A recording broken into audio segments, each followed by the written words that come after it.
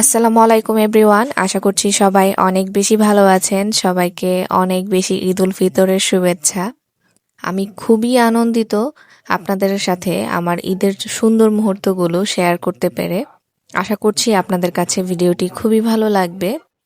ঈদ তো অনেক দিন আগেই চলে গিয়েছে, তাই না? কিন্তু আমরা তো বাঙালি বলে কথা, ঈদের উৎসব কিন্তু এক সপ্তাহ পর্যন্ত লেগেই থাকে। তো যাই হোক, আমার ভিডিওটি শেয়ার করতে একটু বেশি দেরি হয়ে গিয়েছে। এটা হচ্ছে ঈদের দিন সকালবেলার ভিডিও। ইহানের বাবা যখন নামাজ পড়তে গিয়েছে তখন আমি ঘুম থেকে উঠে তারপরে এখানে হচ্ছে ফালুদাটা রেডি করে রাখছিলাম। আগের ভিডিওতে আপনারা হয়তোবা দেখেছেন যে আমি ফালুদার জন্য জেলিটা আগেই তৈরি করে রেখেছিলাম। সেটা রেডি করে ঠান্ডা হওয়ার পরে তারপরে আমি হচ্ছে নর্মাল ফ্রিজে রেখে দিয়েছিলাম। এখন হচ্ছে ফালুদাটা তৈরি করে নিব। এর জন্য ফ্রুটসগুলো হচ্ছে কেটে নিচ্ছি আমি এক এক করে। আর এখানে আমি হচ্ছে অ্যাজ ইউজুয়াল যে প্যাকেটটা সেটা দিয়ে রান্না করেছি। আর এক্সট্রা কিছু হিসেবে অ্যাড করতে হলে আমার মিষ্টিটা একটু কম লেগেছিল, এর জন্য আমি একটু চিনি অ্যাড করেছি। আর সাথে হচ্ছে ফ্লেভারটা ভালো আসার জন্য আমি গুঁড়ো দুধ ব্যবহার করেছি। ফালুদাতে আমি যেসব ফল ব্যবহার করব তার মধ্যে হচ্ছে আপেল, আর হচ্ছে কলা, আর সেই সাথে থাকবে হচ্ছে আনার। কারণ এই তিনটা ফলই আমার কাছে ফালুদার সাথে ভালো লাগে। অনেকে হয়তো বা আঙ্গুর অ্যাড করতে পারে, খারাপ যে লাগে খুব তা না, তবে আমার কাছে মনে হয়েছে এই তিনটা দিলেই ভালো লাগবে, এর জন্য আমি এই তিনটাই অ্যাড করছি। এটা রেসিপিটা আসলে সবাই হয়তো বা পারে, আসলে যেহেতু প্যাকেটের ফালুদাই ব্যবহার করেছি রেডি, যেটা সেটা সেটা তো সবাই করতে পারবে, এর জন্য আমি আর ওইভাবে শেয়ার করছি না। আর আমার জেলি কিন্তু খুব সুন্দরভাবে সেট হয়ে গিয়েছে।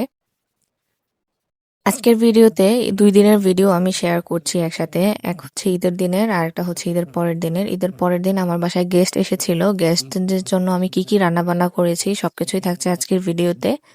আর ঈদের দিন কিন্তু আমাদেরও দাওয়াত ছিল। সেদিন আমি আসলে তেমন কিছুই রান্না করি নাই। এর জন্য সকালবেলা আমি হচ্ছে ফালুদাটাই রেডি করে নিচ্ছিলাম। ভেবেছি যে ইহানের বাবা তো নামাজ পড়ে আগে বাসায় আসবে, তখন তো কিছু না কিছু খেতে হবে। এর জন্য ভাবলাম যে ফালুদাটা রেডি করে নিই। আর এদিকে কিন্তু আমার রান্না করতে করতে মানে ইহানের বাবাও চলে এসেছে নামাজ শেষ করে। এখন আমি হচ্ছে ফালুদাটা বেড়ে নিচ্ছি। এটা খেতে কিন্তু আসলে ভীষণ মজা হয়েছিল। আমরা খুবই মজা করে খেয়েছি। আর দাওয়াত বলতে আসলে আমার ভাসুরের বাসায় দাওয়াত ছিল, বড় ভাসুরের বাসায়। সেখানেই আছে আমার শ্বশুর শাশুড়ি। আমাদের বাসার দূরত্ব কিন্তু বেশি না, ৫ মিনিট লাগে, হেঁটেই যাওয়া যায়। আর আমার ভাসুর বারে বারে বলতেছিল ঈদের দিন যেহেতু আমরা দুজন একাই থাকবো, যেন আমরা একসাথে যেয়ে ওখানে খাওয়া দাওয়া করি, যেহেতু আমার শ্বশুর শাশুড়ি ওখানেই আছে। আর এর পরের দিন আমি হচ্ছে ওনাদের ইনভাইট করেছি, সবাই বাবা মাকে আমার সাথে করেই নিয়ে আসব। আমরা যারা গৃহিণী আছি তারা কিন্তু আগে ঘরটাকেই সাজিয়ে নেই, আমিও সেম কাজটাই করেছি। তারপর এখন নিজে রেডি হয়ে নিব। আমি এই ড্রেসটা পরবো আজকে, একদমই সিম্পল একটা জামা। এটা হচ্ছে অর্গানজা ফেব্রিকের। আসলে ঈদের দিনের যে জামা কাপড়গুলো আমি কিন্তু আপনাদের সাথে শেয়ার করি নাই, আমার ড্রেসগুলো তো এখনই আসলে দেখতে পাবেন। আর এদিকে হচ্ছে আমি একটু সাজুগুজু করে নিচ্ছি নর্মালি। আমি আসলে মেইনলি হচ্ছে লিপস্টিকটা দিতেই পছন্দ করি, আর চোখে কাজল থাকে। এছাড়া আমি যে খুব সাজুগুজু করি এমনটা না।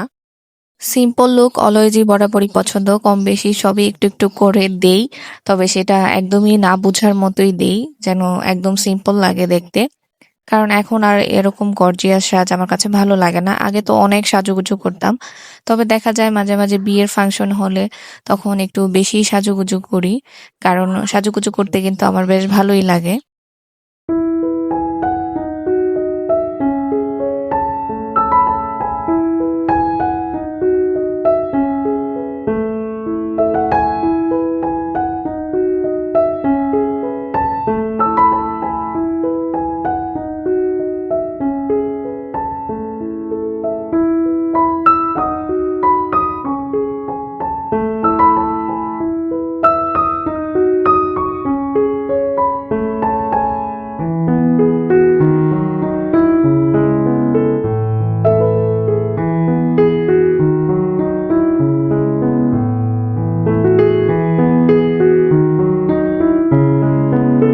এখন আমি জুয়েলারি পরে নিব। চুড়ি পরতে কিন্তু আমার অনেক ভালো লাগে, কিন্তু আমার হাত দেখতে শুকনা হলেও আমার হাত কিন্তু ভীষণ শক্ত। এর জন্য আমার বড় সাইজের চুড়ি নেওয়া লাগে, আর দেখতে কিন্তু ভীষণ খারাপও লাগে। এর জন্য দেখা যায় খুব কষ্ট করে যে সাইজগুলো নেই আমি খুব কষ্ট করে চুড়ি পরি। আর আরেকটা কষ্ট হচ্ছে আমি কিন্তু কাচের চুড়ি পরতে পারি না, কারণ যেহেতু আমার হাত শক্ত ওই সাইজটা আসলে অ্যাভেলেবেল পাওয়া যায় না কাচের চুড়ির। তো এই তো এক হাতে চুড়ি পরেছি আর এক হাতে হচ্ছে ঘড়ি পরেছি। আমি আবার হচ্ছে আংটিগুলো একটু চেঞ্জ করে নিয়েছিলাম। প্রথমে যে আংটি পরেছি সেটা আসলে ভালো লাগতেছিল না, পরে চেঞ্জ করে এক হাতেই আংটি পরেছি, অন্য আংটি পরে নিয়েছি। এই তো ঈদের দিনের ফাইনাল লুক আপনাদের সাথে শেয়ার করছি। আমাকে কেমন লাগছে অবশ্যই কমেন্ট করে জানাবেন। আমি আসলে সময় পাচ্ছি না একদমই। ঈদের পর দিন থেকে বাসায় গেস্ট ছিল, তারপরে আবার হচ্ছে আমি বাবার বাসায় চলে এসেছি। আস্তে আস্তে তো সব ব্লগই আপনাদের সাথে শেয়ার করব। আর রেডি হয়ে এখন আমি আমার ভাসুরের বাসায় চলে যাচ্ছি। আর এদিকে কিন্তু আমার ছেলেটাও ভীষণ অসুস্থ, ওর অনেক জ্বর এসেছে। সবাই আমার ছেলের জন্য দোয়া করবেন।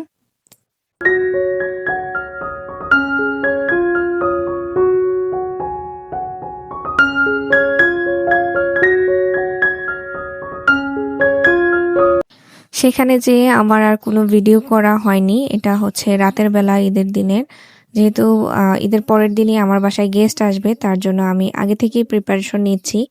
আমার প্ল্যান হচ্ছে আমি গরুর মাংসের রেজালা বানাবো, তার জন্য বিভিন্ন টাইপের মশলা আমি এখানে গুঁড়ো করে নিব। আর এর জন্য আমি প্রথমে হচ্ছে মশলাটা হালকা করে একটু টেলে নিয়েছি, তারপর হচ্ছে ব্লেন্ডার দিয়ে এটাকে সুন্দরভাবে একদম গুঁড়ো করে নিব। আর এইভাবে কিন্তু রেজালাটা করলে বেশ ভালোই লাগে। আমি যেহেতু খেয়েছি এর জন্যই আমি আপনাদের বলছি। এটা কিন্তু ভীষণ মজা হয়েছিল।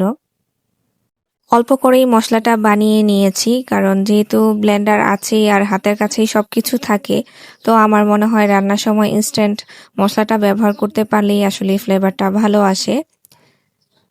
তবে আমি যতটুকু বানিয়েছি তার চেয়ে কমই লেগেছে। আর এখানে আমি ভাবলাম একটু রোস্টের মশলাটাও রেডি করে রেখে দিই। আর এখন যেই প্রিপারেশনটা নিচ্ছি সেটা হচ্ছে গরুর মাংস আগে ম্যারিনেট করে নিব। এখানে আমি সব বাটা মশলাগুলো দিয়ে দিয়েছি, তারপরে এক এক করে হচ্ছে গুঁড়ো মশলাগুলো অ্যাড করছি। সবসময় তো গরুর মাংস আমি বেশিরভাগ দেখা যায় সরিষার তেল দিয়ে রান্না করি, তবে আজকের রান্নাটা আমি সয়াবিন তেল দিয়েই করছি। এটাকে খুব সুন্দরভাবে হাতে মেখে নিব। আর হাতে মেখে গরুর মাংস রান্না করতে আমার কাছে কিন্তু অনেক ভালো লাগে। আর আমার কাছে মনে হয় এটা হাতে মেখে রান্না করলে এটা টেস্ট যেন দ্বিগুণ হয়ে যায়। এটাকে আমি প্রথমে হচ্ছে প্রেসার কুকারে মাংসটা কষিয়ে নিব, তারপর হচ্ছে রান্না করে নিব। ভিডিওর এই পর্যায়ে এসে যা আমি ভাই আপুদের কাছে একটা অনুরোধ করব, প্লিজ আমার ভিডিওতে লাইক দিয়ে দেখা শুরু করবেন। আর সেই সাথে আমার ভিডিওটি ফুল ওয়াচ করার চেষ্টা করবেন। ওয়াচ টাইমের অবস্থা কিন্তু একদমই বেহাল অবস্থা। তো সবার কাছে একটা রিকোয়েস্ট থাকবে, ভিডিওটা সম্পূর্ণ দেখার চেষ্টা করবেন আর কমেন্ট করে জানাবেন যে ভিডিওটি আসলে কেমন লেগেছে।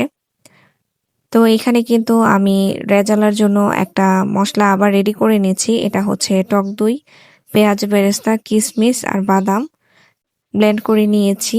আর এদিকে আমি হচ্ছে এখন গরুর মাংসটাতে দিয়ে দিচ্ছি। দেখেন এটার কালারটা কি পরিমাণে সুন্দর এসেছে। এটা খেতেও কিন্তু ভীষণ মজা হয়েছিল।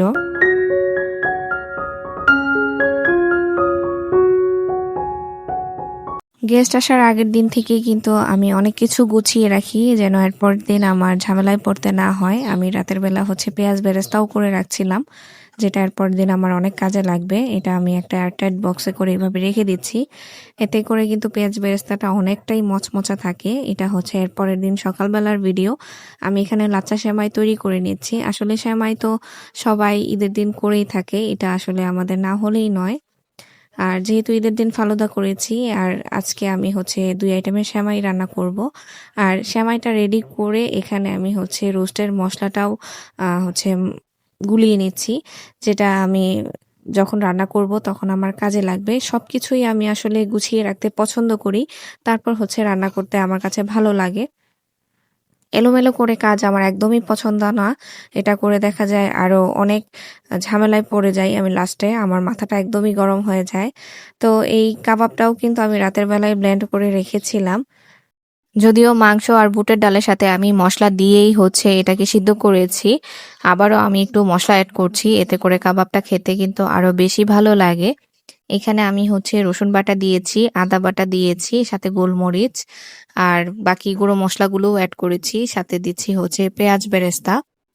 আর মেহমান আসার আগের একটা পার্ট হচ্ছে এই যে এই জিনিসগুলো নামানো, যেটা আমার কাছে খুবই ভালো লাগে, কুকারেজ আইটেমগুলো নামানো, যেখানে আমি কিনা খাবার সার্ভ করব। আমি আসলে প্ল্যান করছিলাম যে আসলে কোনটায় কিভাবে দিলে আসলে খাবারগুলো দেখতে ভালো লাগবে। তো যাই হোক, খুব বেশি একটা আয়োজন আমি সেদিন করতে পারি নাই। আমার অনেক প্ল্যান ছিল, কারণ আমার ছেলে হঠাৎ করেই অসুস্থ হয়ে যায়। সে ভীষণ অসুস্থ, তার জ্বর আসছে, সাথে অনেকবার বমি করতেছিল। পরে খুব কষ্ট করে আমি এই কাজগুলো করেছি। তো এদিকে আমি হচ্ছে যে লম্বা সেমাই যেটা বলে সেটার হচ্ছে জর্দাটা করব, আর এখন হচ্ছে এদিকে আমি রোস্টটাও ভেজে নিচ্ছি। এখানে আমি হচ্ছে পরিমাণ মতো পানি দিয়েছি সিদ্ধ হওয়ার জন্য, সাথে এখানে চিনি আর গুঁড়ো দুধ অ্যাড করে দিলাম।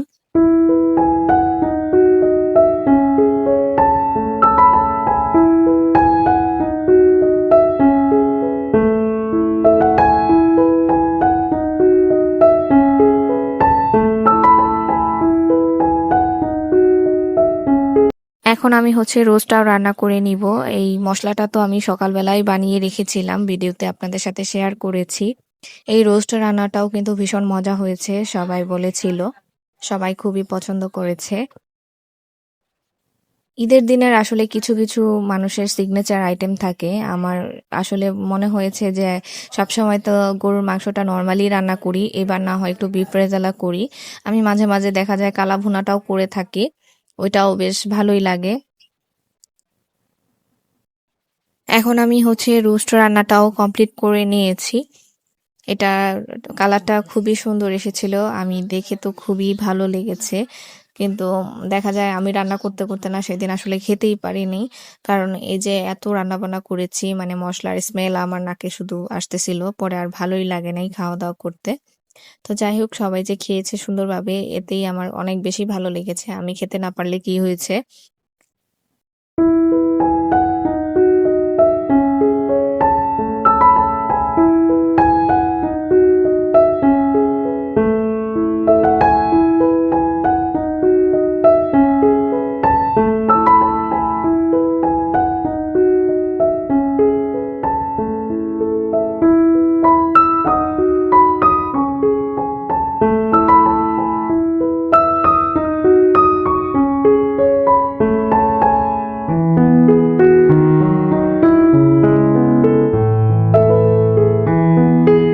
দুপুরে খাওয়া দাওয়া শেষ করে আমরা একটু ছাদেও গিয়েছিলাম।